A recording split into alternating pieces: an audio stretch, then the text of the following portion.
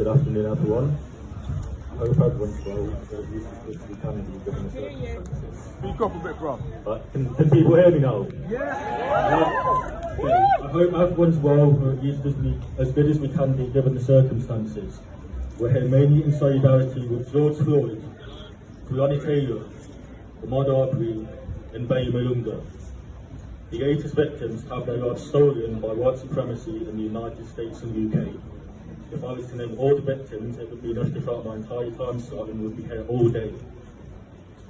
It's impossible to condense 500 years of nonsense into one speech, and there's a lot of angles to unpack this from, so I'm going to stick to time frames. Over the centuries, when people talk about centuries of oppression, they're usually talking about the transatlantic slave trade. People argue whether it started in Britain or America. The reality is it started in Portugal, which is why Brazilian people speak Portuguese. But what matters most is that where it started is not relevant. What is relevant is the fact that it started because people in those times genuinely believed that black people were subhuman, so mistreating them was justified. And we still hold these views today, which is why we have police executing people in the street. If we look to decades, just over the past 100 years, in 1948, the windless generation who we're all familiar with came over to help rebuild Britain. As we look out on our multicultural society, which is amazing to see the support we all have, we need to remember that a multicultural society doesn't equal an equal society. Black people were brought here to be servants after World War II, and their migration was actually seen as trade migration because they mainly wanted people from New Zealand and Australia to show up. They didn't expect Africans and Caribbeans to come and spent decades after being mistreated. We were apparently good enough to be servants, but not good enough to be respected as human beings, and we see that today as the windless generation were thrown back, now that they weren't needed anymore. In Europe and America, this pervasive idea that black bodies are subservient to white people came on and on throughout time. Even in the Cold War, which seems irrelevant, Ronald Reagan needed to raise money for rebels in nearby Nicaragua. He did this by flooding black communities with crack cocaine, knowing that because of their poverty they'd be desperate and turn to drug dealing. Because slavery isn't abolished for the prison population, this also meant that he had a new slave workforce in prison. So when black people are in prison disproportionately and can be enslaved in prison, saying slavery is ended is only a technicality. Black bodies remain enslaved to this day.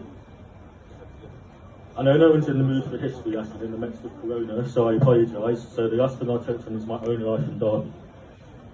I went to a protest in Birmingham on Thursday, and looking at different ages, I saw babies who probably had no understanding of what was happening. 11-year-olds who probably had some conception of racism from school, as my first time being apprehended by the police was when I was 11 on Darley Park because of an incident that happened nearby that I had nothing to do with.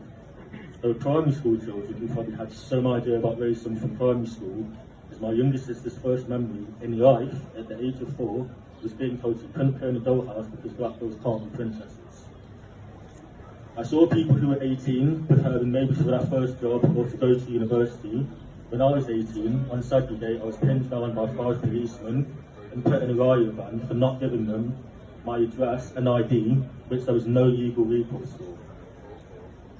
I'm near 25 now. My birthday's on the 31st of July if anyone wants to get me something. I don't know what everyone's at. And I now work as a fashion photographer and experience racism for a glass ceiling. When I work with music magazines, I'm often working for someone who grew up listening to Bring Me the Horizon, telling me who the future of grime or drugs. When I work for streetwear companies, a fashion that was popularised by hip-hop culture, I'm usually working for posh people who grew up in the southeast of the country. I don't say all this to be doom and gloom, because as we look out today, I know there is a lot of people who think everything I have just said is wrong and shouldn't be the way of the world. We live in an age where there's freedom of information, social media, and there is no excuse for people to still hold these ignorant views. Today, everyone here has made a choice to stand on the right side of history. Well done and keep going.